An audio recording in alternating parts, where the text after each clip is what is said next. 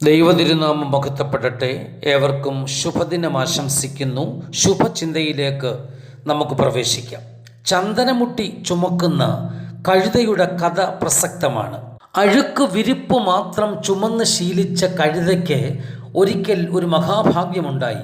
അന്ന് കഴുതയ്ക്ക് ചുമപ്പാൻ കിട്ടിയത് മാലിന്യകൂമ്പാരമല്ല, വൃക്ഷലോകത്തെ ദേവനായി പരിഗണിക്കുന്ന ചന്ദനമാണ്.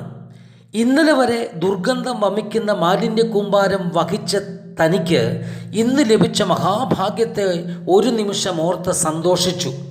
വീഥികളെ സുഗന്ധവായുവിനാൽ നിറച്ചുകൊണ്ടുള്ള തൻ്റെ യാത്ര എത്ര മഹത്വമുള്ളതാണെന്ന് ആ യാത്രാവേളയിൽ ആ കഴുത തിരിച്ചറിഞ്ഞു. വാസ്തവത്തിൽ ഈ തിരിച്ചറിവ് താൻ സുഗന്ധവാഹിനിയാണെന്ന യാഥാർത്ഥ്യ ബോധം തന്നിലെ ആത്മാഭിമാനത്തെ ശക്തിപ്പെടുത്തുന്നതിനോടൊപ്പം ആത്മവിനയവും വിധേയത്വവും ഒരുപോലെ ആ കഴുതയിൽ ശക്തമായി. നോമ്പു ചിന്തകളിൽ അത്തരത്തിലുള്ള ഒരു കഥാസാരം ഒളിഞ്ഞു കിടപ്പുണ്ട്. ആരാലും നിന്ദിക്കപ്പെട്ടവർ വസിക്കുന്ന പാളയത്തിനു പുറത്തു നിന്നും തന്നിലെ ദുർഗന്ധവും മാലിന്യങ്ങളും വഹിച്ചുകൊണ്ട് സുഗന്ധവാഹിയായ ക്രിസ്തുവിനരികിലേക്ക് ഒരു യാത്ര. താൻ മഹാപാപിയാണെന്നും നിന്ദിക്കപ്പെട്ടവനാണെന്നും തിരസ്കരിക്കപ്പെട്ട് പാളയത്തിനു പുറത്തു വസിച്ചവനാണെന്നുമുള്ള ബോധം അവനിൽ അപ്പോൾ ശക്തമായിരുന്നു. പാളയത്തിന് പുറത്തു നിന്ന് പട്ടണത്തിനുള്ളിലേക്കുള്ള തൻ്റെ യാത്ര മരണസമാനമാണെന്ന തിരിച്ചറിവും ആ മനുഷ്യനിൽ ശക്തീകരിച്ചു കൊണ്ടിരുന്നു. തൻ്റെ ഹൃദയത്തിലെ ആരാധനാ കേന്ദ്രം ചന്ദന സമാനനായ മഹാഗുരുവിനെയാണെന്ന തിരിച്ചറിവ് അവനിലുണ്ടായി.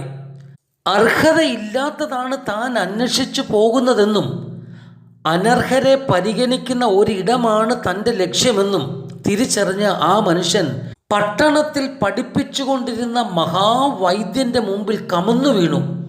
അയാളുടെ ആദരം പുറപ്പെടുവിച്ച ശബ്ദമോ നിനക്ക് മനസ്സുണ്ടെങ്കിൽ എന്നെ ശുദ്ധീകരിക്കുക എന്നതാണ്. സത്യത്തിൽ ഒരു ക്രിസ്തു ഭക്തൻ്റെ പ്രാർത്ഥന ഇതുമാത്രമായിരിക്കണ്ടേ? നിന്റെ ഹിതം എന്നിൽ നിറവേറുക. എൻ്റെ ഹിതം എന്നിൽ നിറവേറാനാണ് ഇന്നത്തെ ക്രൈസ്തവൻ പ്രാർത്ഥിക്കുന്നത്. എന്നാൽ ദൈവഹിതം എന്നിൽ നിറവേറുക എന്ന പ്രാർത്ഥന കുഷ്ഠരോഗി നമ്മെ പഠിപ്പിച്ചു കഴിഞ്ഞു. അതായത് മഹാവൈദ്യൻ്റെ പൂർണ്ണ ഇഷ്ടത്തിനായി സ്വയം വിട്ടുകൊടുക്കുന്ന അവസ്ഥ. അവിടെ സ്വബലിയർപ്പണത്തിൻ്റെ മനസ്സാണ് മഹാവൈദ്യനിൽ കണ്ടത്. ശുദ്ധി മാത്രം ആവശ്യപ്പെട്ടിടത്ത് ശുദ്ധിക്ക് പുറമെ സൗഖ്യവും പാപപരിഹാരവും മഹാവൈദ്യൻ്റെ വാക്കുകളുടെ സുഗന്ധം ഇവ അവൻ പേറി മടക്കി യാത്ര ചെയ്തു. ഈ നോമ്പ് ശുദ്ധിയും സൗഖ്യവും പാപപരിഹാരവും ക്രിസ്തുവിലെ മൂറോൻ്റെ സൗരഭ്യവും നമ്മിൽ പകരുന്നതായി തീരട്ടെ. ഏവർക്കും ശുഭദിനം. നന്ദി.